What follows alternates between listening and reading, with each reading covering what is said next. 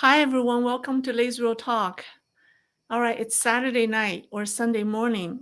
Um, it has been getting more and more difficult for me to do this kind of YouTube talks, not because uh, not because I'm running out of ideas, but it's because the world we're living in is getting crazier and crazier. Sometimes I sat there and trying to comprehend, what's really going on. So, for example, in the past 30 days, the world has seen escalating chaos.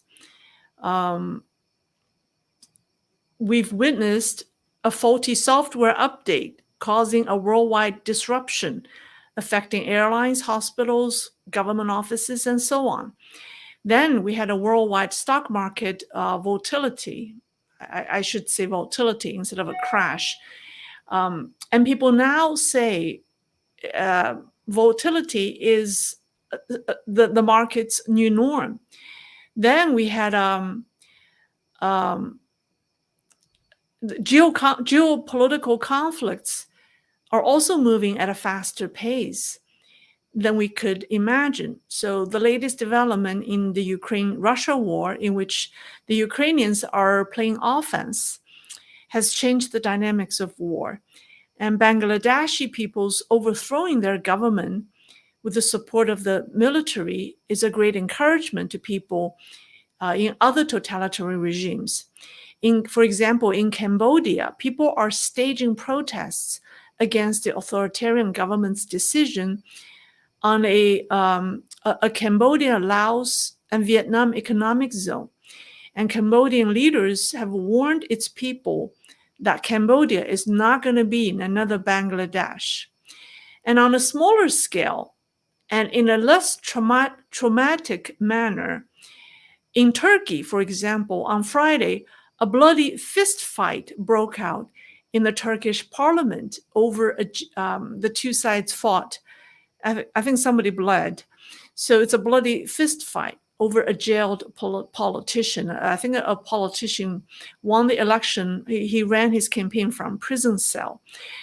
In Thailand, the political crisis continues as its last prime minister became the fifth PM in the past 20 years to be ousted, and he had been in office for less than a year. A new PM is elected. I think she's the youngest PM, youngest female. She's 37 years old and is the daughter of a former prime minister. And then in Japan, Prime Minister Kishida has announced his resignation next month, and a new leader is expected. Across the Atlantic, the riots across the Great Britain were shocking to watch. In the US, Donald Trump survived an assassination, and Joe Biden, under pressure from his own party, withdrew the bid for re-election. And two new Democratic candidates suddenly entered the 2024 presidential race. And not far away from the US is a country where election fraud is causing social instability. The Venezuelan election crisis still drags on as Nicolas Maduro refuses to go. So all of the above took place in the last 30 days. And there's the Middle East crisis. My dentist, who's Jewish, took his family to visit his daughter in Jerusalem. And they were there, while they were there, they helped local farmers doing some labor work, like picking fruits. And because the farmers have gone to war. And he couldn't get a return flight back to the US because all airlines suspended services. And the only one that's flying is the Israel Airlines. So he said the world is getting crazier, and the only thing he could do is pray. I have a fan who follows me on YouTube who is a Democrat. He told me that he had a baby daughter last year. With her in his arm, he couldn't help but worry about the world 20 years from now when she grows up. I have another fan who's a Republican. He wrote me long emails explaining how America is no longer the country he knew when he was a boy. And he worries about the country's future as it's becoming more like a communist state. Um,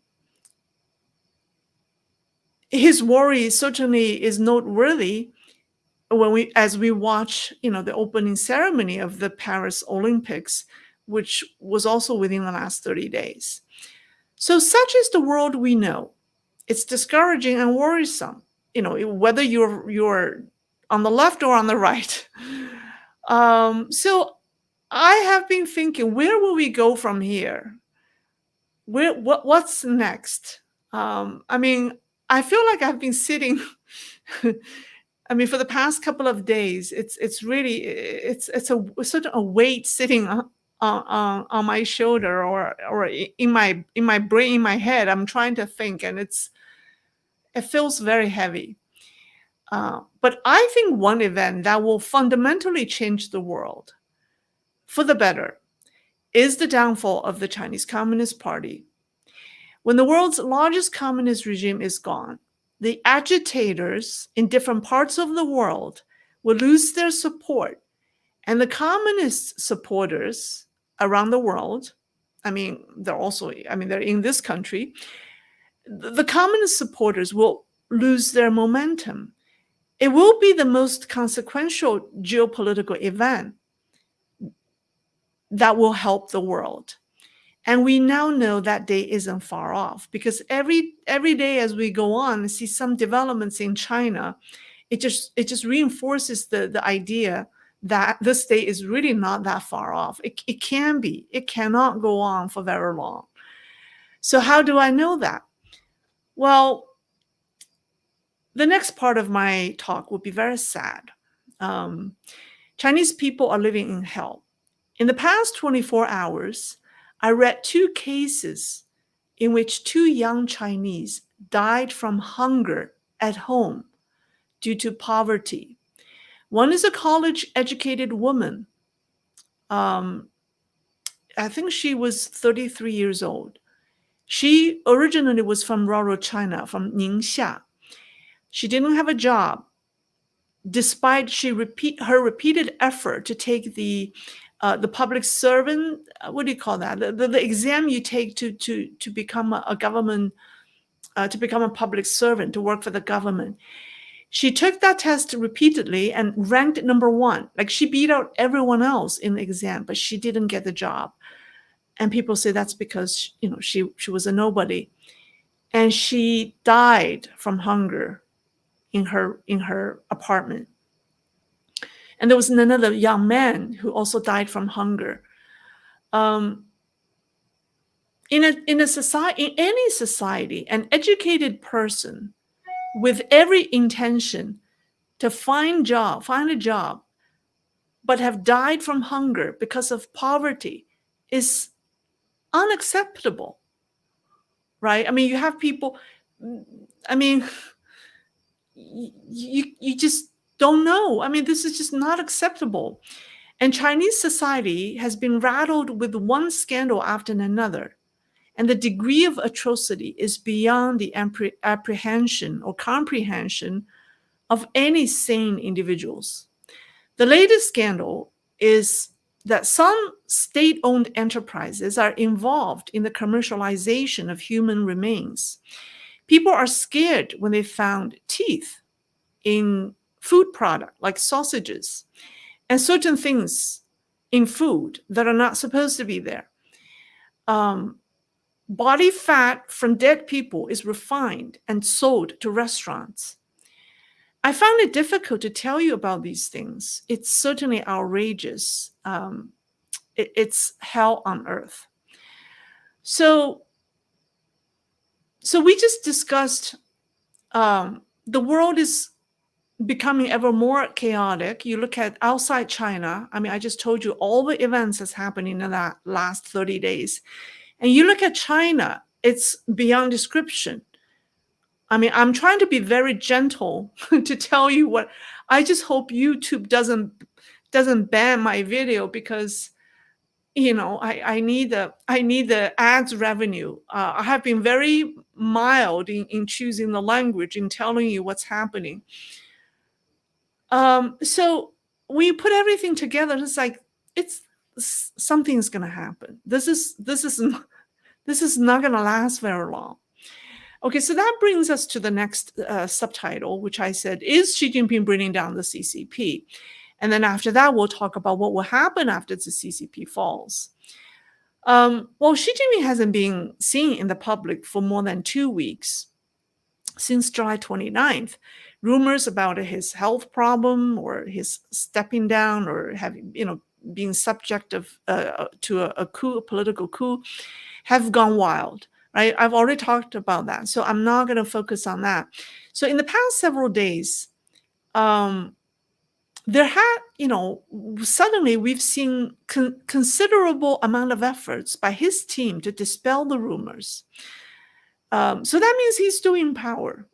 So on August 15th, she exchanged a congratulatory letter with the Brazilian president for China-Brazil's 50 years of diplomatic relations. The following day, Xi Jinping published an article in a magazine. It's not an article written. It's an article he authored. Obviously, he didn't write it. Somebody else wrote it for him.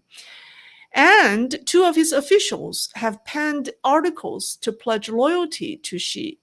They are Public Security Minister Wang Xiaohong and Vice Chairman of Central Military Commission Zhang Youxia, one who conspicuously dropped mentioning Xi Jinping in consecutive speeches in July, published a 5,000-word article, which is essentially a propaganda piece.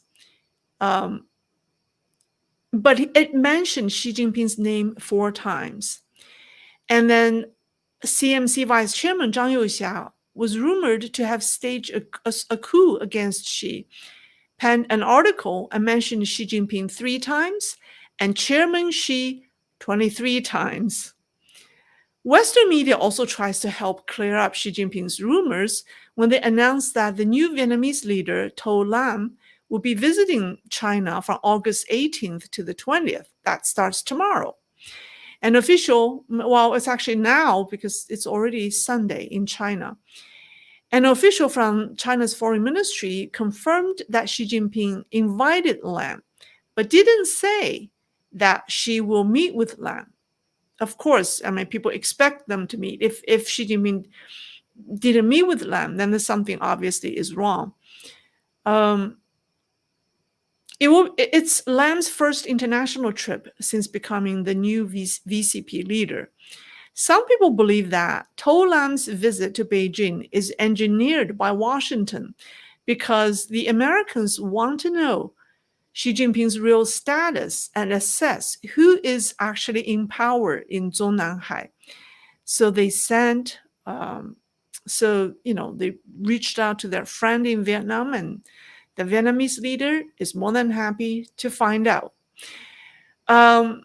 Now, these publications didn't completely dispel the rumors about the power vacuum in Zhongnanhai, or the potential power vacuum in Zhongnanhai, because one, it's Xi Jinping's longest absence ever.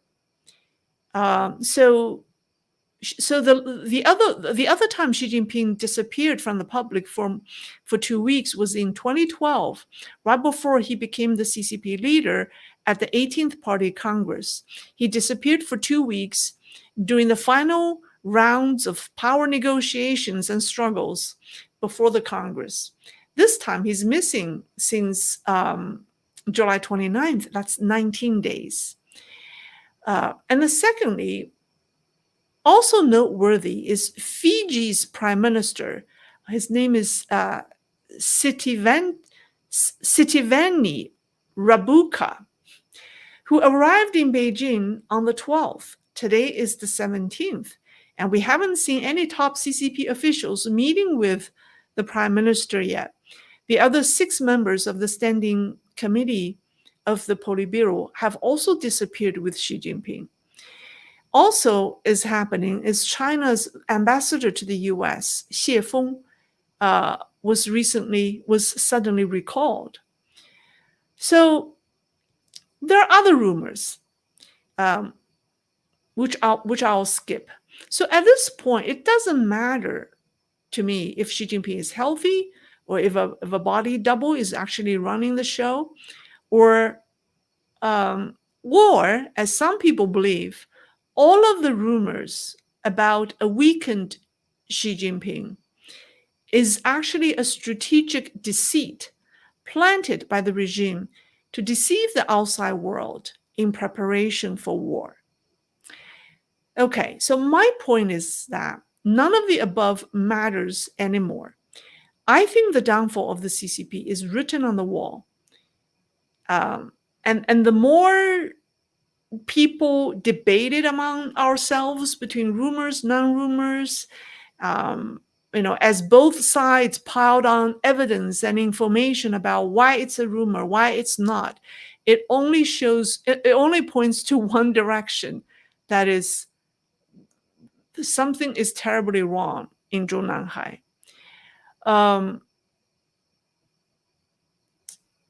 And we also know Xi Jinping is here to bring down the CCP. That's why he's given the name the Great Accelerator, right? 总加速师. There was actually an American think tank who authored an article, I think that was a year ago, maybe more than a year and maybe 15 months ago, that actually talked about why it's in the United States' best interest to have Xi Jinping, to keep Xi Jinping in Zhongnanhai for the time being, because he's doing everything he could to bring down the regime, to kill the economy, to bring down the regime. So so this is happening faster than we think. And what I want to tell you about is a few days ago, a PLA veteran and a former professor at Renmin University, his name is Len Jiepu, issued an open letter calling for the CCP to voluntarily step down or transition into a democratic party. He proposed the formation of a Federal Republic of China as a peaceful means to address the Taiwan unification. The letter mainly suggested a federal system framework in which the mainland Chinese government and the Taiwanese government would jointly create a federal republic and a united government. He believes that the CCP has fulfilled its historical mission and it's time to quit China's political arena. He believes that the CCP should gracefully bow out. Interestingly, the most interesting part about his letter is the letter was addressed to two vice chairmen of the Central Military Commission, Zhang Youxia and He Weidong. So why is that? This is what he wrote. He in the letter he said he heard Xi Jinping was gravely ill and unable to work. This is what he wrote. And he said the two vice chairmen of the CMC are handling the party, government, and military affairs. So he hoped that the two military leaders would support his plan. In the opening of the letter, he skillfully expressed loyalty to the party. And he said he had written a similar open letter to Hu Jintao and Xi Jinping 12 years ago in 2012, before the 18th Party Congress. He claimed that both Hu and Xi Jinping supported his idea at the time and had even planned to appoint him as the vice chairman of the CPPCC, the Chinese People's Political Consultative Conference. So they were ready to appoint him as the vice chairman of that organization to handle this matter in the 2013 two sessions. However, he said in the letter, due to interference from malicious individuals, my proposal was shelved. And he further added, he said, today I once again issue an open letter insisting on the recommendation I made in September 2012 because the current situation the party faces is extremely severe. And he mentioned the 2022 incident in Beijing in which a man hung large banners on an overpass demanding the Communist Party to step down, as well as he mentioned other demonstrations in other cities with banners calling for the downfall of the party. He called the situation truly grim, and he suggested that the CCP should take a compromise to voluntarily relinquish one-party dictatorship. He said it would be seen. He said if CCP does this, it will be seen as a meritorious act because it would thus preserve the party's legacy. Now, this guy is a veteran.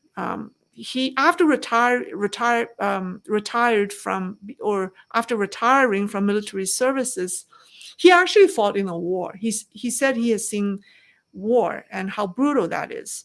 So after military services, he became a professor. He was the head of the political department as the Renmin University. So being in that position, he is well connected in the upper echelons of the party.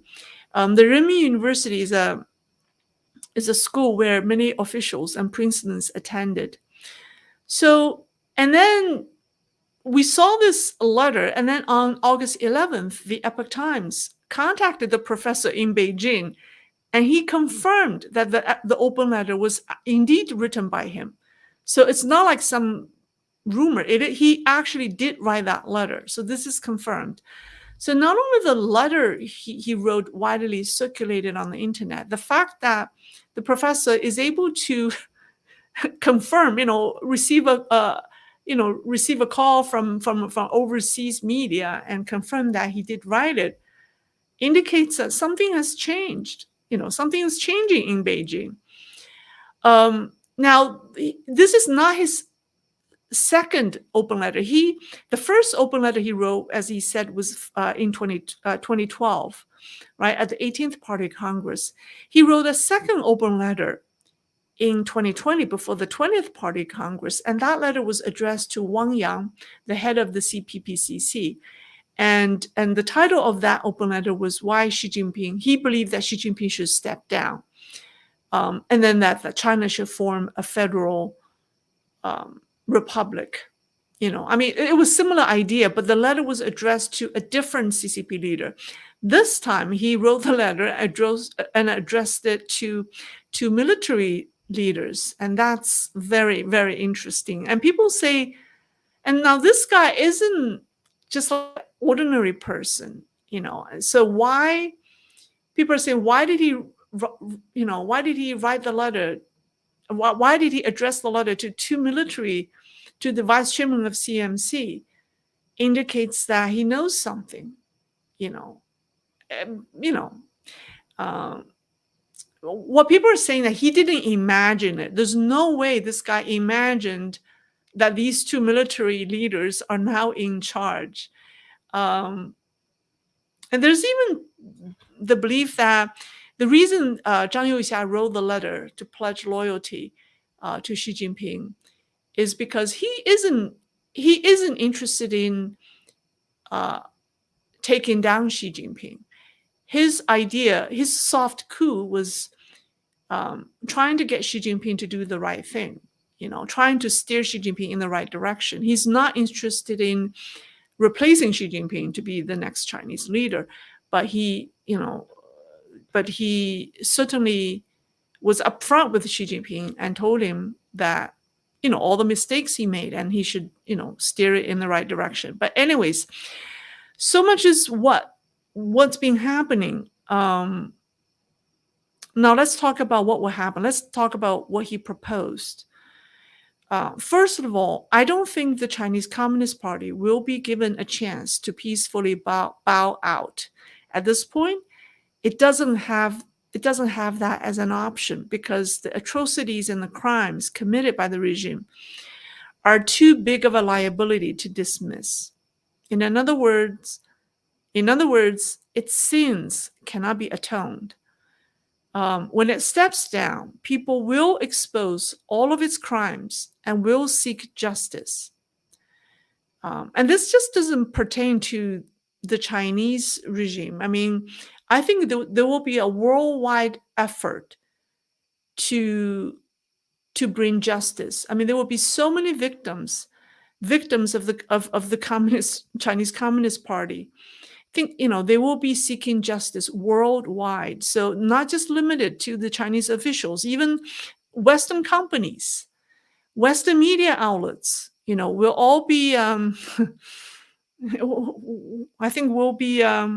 Think about the victims of organs. Think about if you're the parent of a teenager's son or daughter who's missing, right? Whose organs have been stolen, who's murdered for his or her organ. What are you going to do when the CCP falls, right? Then all those pharmaceutical companies that have been selling medical devices and solutions to Chinese hospitals to conduct these organ transplant surgeries will be held liable. Like IBM was sued by the victims of the Nazis in I think it was in the 1980s for the devices. I mean, IBM made some devices that were used by the Nazis, and the Jews sued IBM. So I think when that happens, it's going to be a worldwide effort, not just limited to China. So those Western companies and media outlets, they'd better wake up. I don't think they are. I don't know what they're thinking. Anyways, but so preserving CCP's legacy is like preserving its history of killing. And I don't think any future political leader or political party of China will ever be interested in preserving CCP's legacy. And if they do, they will fall just like Xi Jinping, because his mistake is trying to preserve the CCP's legacy. Now, as far as a decentralized power structure, the federalism,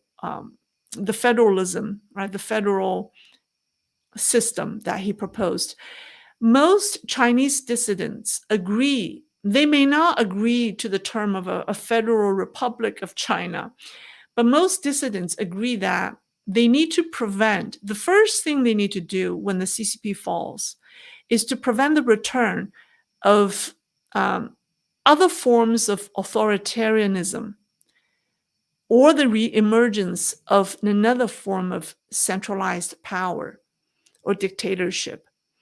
So a federal system, in theory, with its checks and balances and the power distributed among various regions, would make it harder for any individual groups or organization or individual to seize absolute power. So in theory, they all support that. However, so here's the question. Here's the million-dollar question. Will China become a full democracy after the CCP falls? I have been tortured by this question all day today. My thumbnail was originally, will China become a democracy? And I think it's too risky to answer that question right now. And I need to give myself more time. But I'll give you some of my initial thoughts. I don't think so. I think in the near future, in the immediate future after the CCP falls, China will not become a full democracy overnight. This is because democracy isn't the ultimate answer to address the myriads of problems left by the CCP. And democracy didn't always work. Like Hamas won an election in 2006. They won the Palestinian legislative election, securing a majority of the seats in the legislative council, which allowed them to form a government. But this victory led to significant political tension and eventually resulted in the division of the Palestinian governance, right? So it turns out Hamas controlled the Gaza Strip, and then uh, uh, the Palestinian Authority governs governing the West Bank. So that's one example. They won. Um, and look what happened now. And another example is the Nazis party led by Hitler. They gained significant political power through democratic elections. So elections isn't the ultimate answer. I mean, it is just one political form. I mean, it's the most prevalent political form now, and it's only been around for 200 years. I think and its success, and it's very fragile. Um, but I think the first priority after the CCP falls for China and for the Chinese people is the restoration of morality and traditional values in China, uh, without which democracy will fail. Because in a system that nobody trusts anyone, you cannot have a general election. When people do not trust the election system, then what does the general election mean to people, right? So the trust has to be restored. Um, but that takes time. So, and where does trust come from? People have to let go of their communist mentality. They have to embrace their traditional culture, but that takes time. And only when you have built a trust, can you implement a democratic system. With the Chinese masses being brainwashed for decades, and the media and the state organs being controlled by the government or by a group of people, democracy can be very fragile in China, right? No democracy can survive a one-sided media and some politicians controlling the election process. And so, and examples, we've seen the perfect examples is Venezuela and even Bangladesh, you know, in the last election, its election is fraud. And Russia, take a look at Russia. So if the same thing happens to China, it would defeat the purpose, right? So China would just go from CCP to another authoritarian regime. It could become another Russia. So that doesn't. So the most important thing is to restore. Chinese people really need to clean out the harm that communism has left to them, to the country, to their society. They need to conscientiously spend some time to clean that out, and then re-embrace their own culture and tradition and rediscover their cultural heritage, and start as a nation again. But we need to give them time to come together as a nation. Any rush, if we just wishfully believe that, if we implement American-style democracy in China, I think it's going to fail. The whole process can be controlled by some people with ulterior motives, and it's going to fail miserably. It does not necessarily mean a progress for the Chinese people. So that's what I will say tonight. I don't know if if it's helpful, but these questions have been sitting, uh, on my mind for quite a number of days, and I could feel the weight. I hope you can appreciate what I come up with. It's not easy. All right, let's see. All right, let's see what people have for me. All right, let me go through the super chat questions first.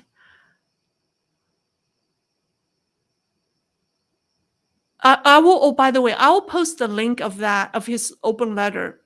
I'll post it after.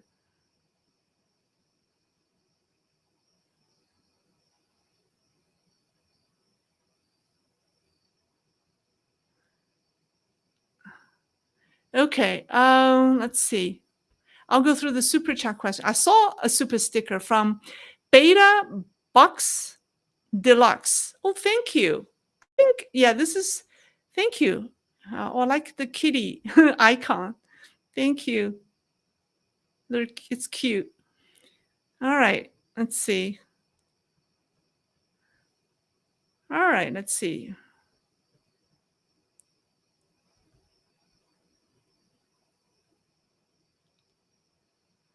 That seems to be all. All right, I'll just pick random question. John S. After the DNC convention, please compare and contrast the Democratic Party with the CCP.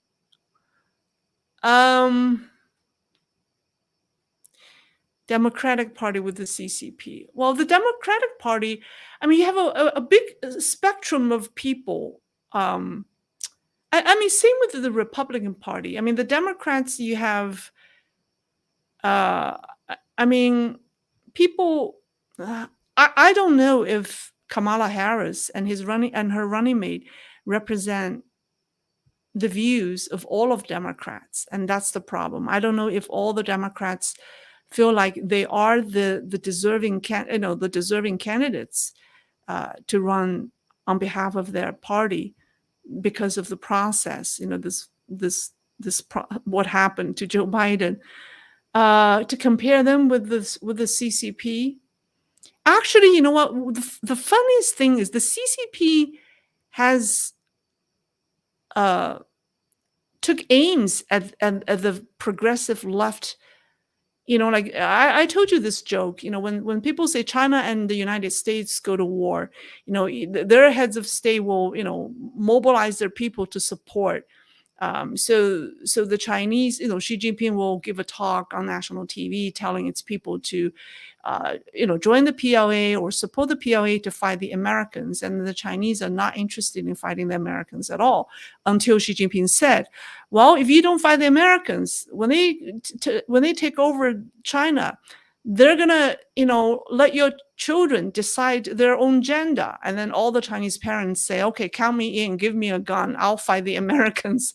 I mean, that was a joke, but you see how the CCP can use the progressive value that the Democrats are pushing to be against itself. So I just want to share that with you. Anyways.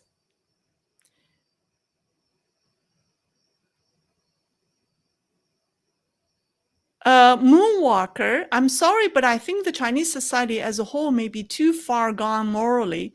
Even if she is gone, the cheating so embedded and in everyday life, it seems that nothing will change. I hope I'm wrong.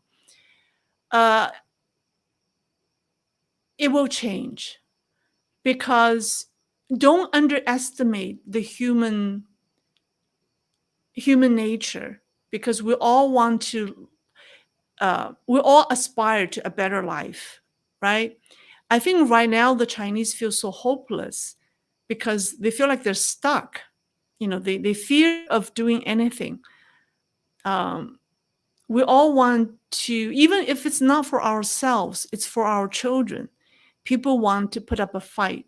So you'll be surprised. I think when the CCP falls down,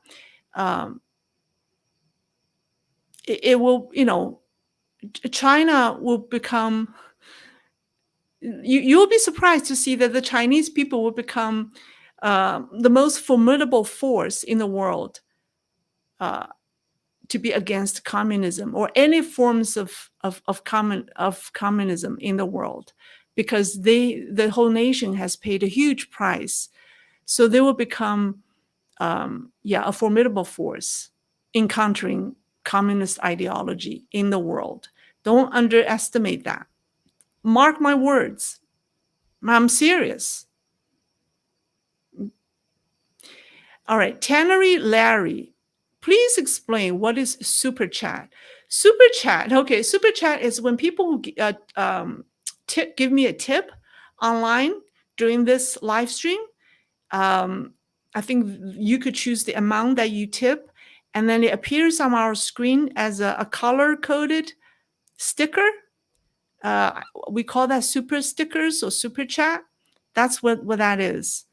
Yeah, because some people who want to ask me questions, they they choose a donation amount so that to make sure that I see the questions. Otherwise, I have so many questions in front of me, I could be buried. Um, and Chris asked me to come up with a rule for our community because we have people from all walks of life and with different political views here. So he said, to be fair to everyone, can you come up with a rule so that everyone is welcome, but everyone, follow some kind of community guideline. I really don't like to set any rules, any guidelines. I'm not the type of person who likes to impose restrictions on other people, but because I have received some complaints from some of you, so I set the rule, which is number one, be truthful. Number two, be respectful, and number three, tolerance is a sign of great strength. So those are the three rules I set. I think they're very, very basic and benign. So I hope people can follow that, can follow them. All right, and another YouTube channel, great analysis. Well, thank you. And another YouTube channel. Oh wow! I got color super stickers. Fates from Canada should do more of these, like the China show. Okay, all right. Um, Brian Cow. Well, thank you, Brian, for your continued support. You're always there for me. I appreciate it. All right, let's see. Silas, will the 100 million Chinese who are CCP members, usually privileged for life, let go, though? Those are some deeply entrenched and vested interests. They will have to, because they have a mission impossible, because all of them are suffering right now. Have you noticed that recently? Because of the justice system in China is so corrupt, people have been resorting to the internet to seek justice. What people do is holding a picture ID of themselves, declare who they are, and then tell their grievances online, and usually expose the perpetrator online. Um, but right now we've seen so many government officials doing that, and we've even seen judges doing that. Could you imagine judges? They're complaining about their superior or the injustice they receive from their superior. So this is happening in China in the last, I think, 2 weeks, and they're popping up everywhere in China. So yes, you're right. There are 100 million Chinese Communist Party members, but they are also victims of the system as well.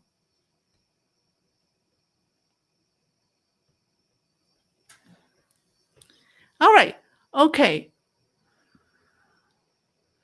Okay, so let me just pick some random questions. Mint creative gifts and ideas.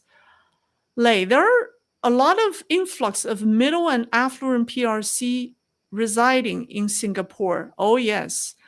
Oh, yeah. They're going all over the world, not just Singapore, but Singapore is definitely a top priority. But Singapore is such a small city state. How are you able to accommodate, just a small fraction of the Chinese, right? They like to purchase land and residential in much inflated market value. Our pricing, our ability to buy. Why so? Well, they're buying the real estate. The Chinese are buying so much real estate because they need to put their money somewhere.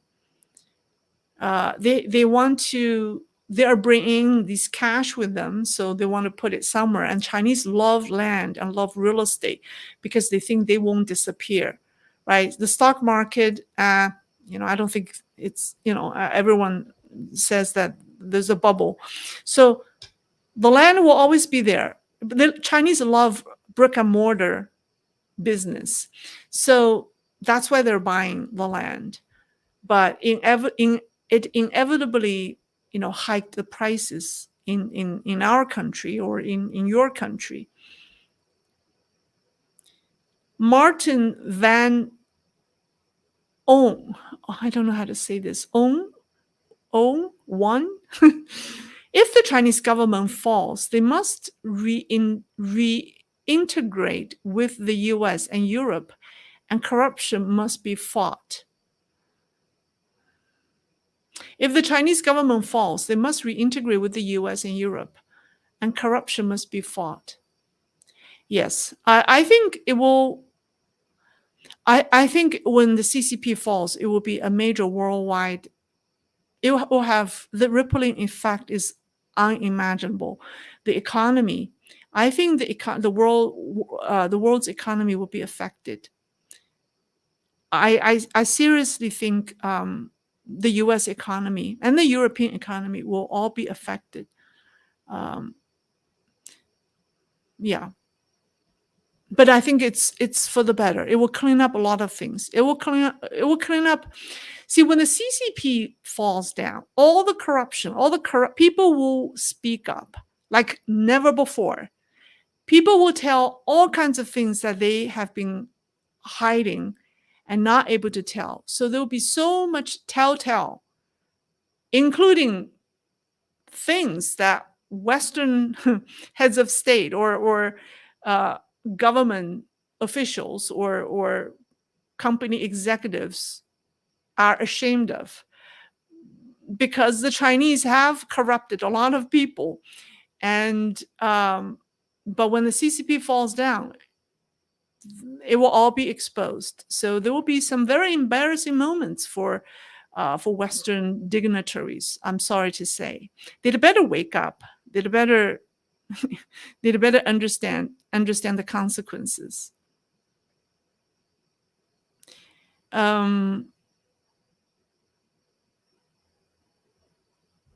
So let's see. And maybe that's why some of them don't want the CCP to fall down. Maybe that's the why some of them are doing what they can, under the table to help the CCP stay in power, because they fear the consequences. But I think at this point, it's the flood is coming down. There's no way they can stop that. It's just a matter of time. And I think it's happening faster than we had seen. With the way things are changing in China, it's very fast. And with the way the world is changing, just take a look at everything that's happened in the past 30 days. That's, yeah. Calvin, would China break into pieces like how the USSR broke up into Russia, Ukraine, and the Stan countries? I answered this question before. No, I do not think so. The reason being, Chinese are one ethnic group. Like over 90% of Chinese are Han, ethnic Han. And also religion. So there's no difference in ethnicity, and there's no major difference in religion, right? So, and then you may ask me about Tibet and Xinjiang, because those are different ethnicities, and those are different. They observe different religions, but it's very difficult for them to break away, because the CCP has already done enough infrastructure work. CCP has already laid the foundation to prevent that from happening. The elite class in Tibet or in Xinjiang have been, in Chinese we say Hanhua, has been, I don't want to use the word domesticated. It sounds like animal, but I don't know what you say, but they've been, they have become, they think like Chinese. They have been so much influenced by Chinese culture that it's not important to them anymore. And also the CCP has moved so many Han Chinese to the capital city, to Lhasa, and the capital city of Xinjiang, Urumqi. So there's so many Chinese there. It's very difficult because you need leader, right? Unless the leader has the vision and the guts to declare independence, ordinary people, it's very difficult for them to organize. But the elite class have all been kind of influenced by the Chinese, by the Han. Uh, what it's very difficult for them to. They don't have. It's very difficult for them to declare independence because the CCP has done so much work to prevent that from happening in the past 70 years since 1949. It cannot be done overnight.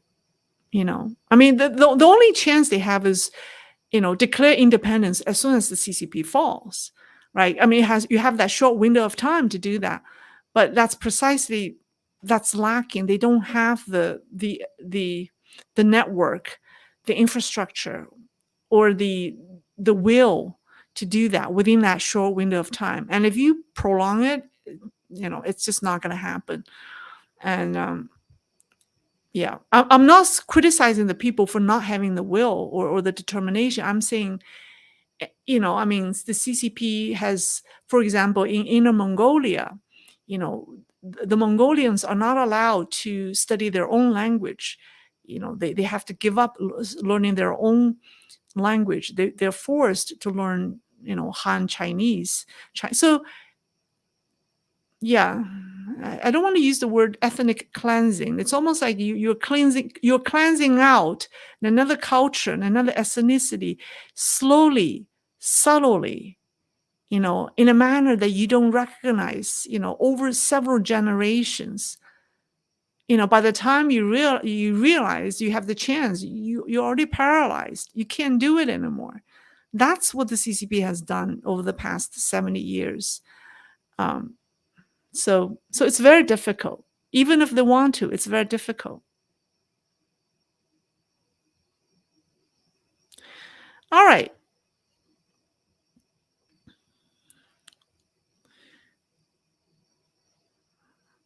What Kong Yang Chang Lei, please talk about the corruption in the USA because they are more serious than China, isn't it?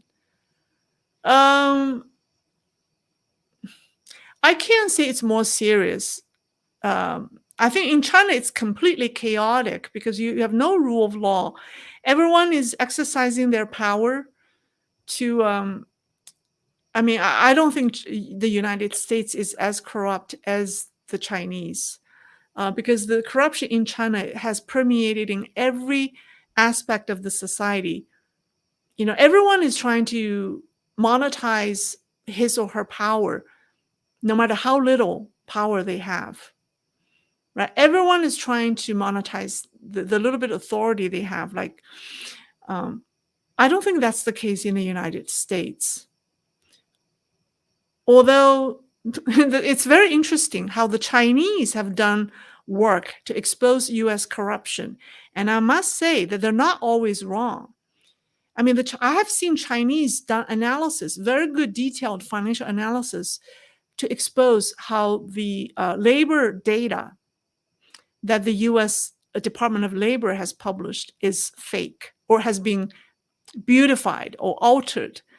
So, I mean, I was shocked when I saw that, but then, I went through the entire financial analysis because it's very easy for the Chinese to do that because the US government's data is transparent. Unlike the Chinese, I mean, they hide their data. So when you have so many data sources, it's very easy to find the discrepancies, right? So the Chinese have actually exposed that the Biden government also, alter the economic data to make people believe that the economy is better than what it is. I didn't talk about it because it's not my. I mean, my channel focuses on China, but it doesn't help. I mean, this kind of thing doesn't help the Chinese to have confidence in the United States government. I mean, when I first saw it, I didn't believe it, but I went through the number. They're very thorough, and it's true. The numbers are fake. So I think it's very interesting how the Chinese are now, kind of is is watching what the U.S. government is doing, uh, because they can't do that to their government. So they devote their energy to watch what the U.S. government, is doing. In a way, it's good because it puts the pressure on the U.S. government to be transparent, right? I just thought that's really ironic. Um,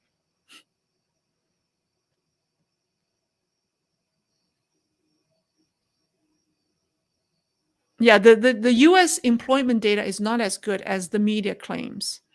The U.S. Job market is not as rosy as what the U.S. government wants to believe. Let me put it that way. And the Chinese found it. All right.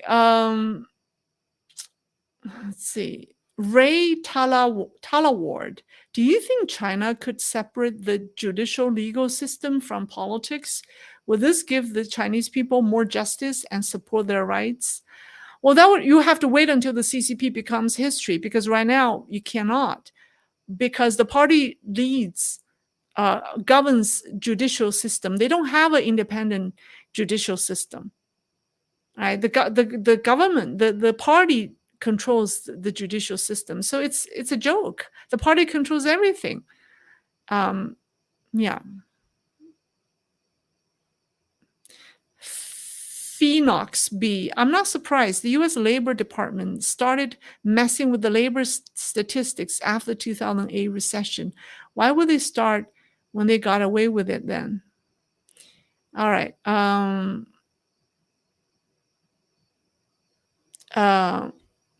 Somebody say, when you talk about Tibetan independence, you're forgetting Indian government. Once CCP falls and the Chinese economy falls, India will step in to manage. You're right. I mean, it is. But you know what? I don't think Tibet will be independent. It's just my gut feeling. And I think if if India helps, let's say without the CCP, let's say CCP is already gone, all right, a new government is in place. If Tibet declares independence by having India backing it, I think India and China will go to war. I think the new government or the Chinese would refuse, will go to war with India. You will have the world's two largest, countries going to war over Tibet. So I don't think Tibet will declare independence. Um, that's just my feeling. And I don't think India wants to go to China, wants to go to war with China over Tibet. Nobody wants to go to war. But I think the Chinese will declare war if that were to happen. Yeah, because Tibet is a very, very special place, um, in Chinese history. It's it plays a very important role in Buddhism. So I don't think China, the Chinese nation, the country, will let Tibet separate. Yeah. All right. Okay. That's all. That's all for tonight. It's Saturday night, so I don't want to take more time from you. I'm glad that I have a smile on my face after this talk. I couldn't have a smile on my face for all of today or even yesterday. Uh, but I'm happy that I can smile now because I let it all out. I could be wrong. I don't mind for you to tell me that I'm wrong, um, because I don't have any preconceived notions about things. I'm just telling you how I feel. So, all right, that's all for tonight. I'll see you next week. Okay, bye bye.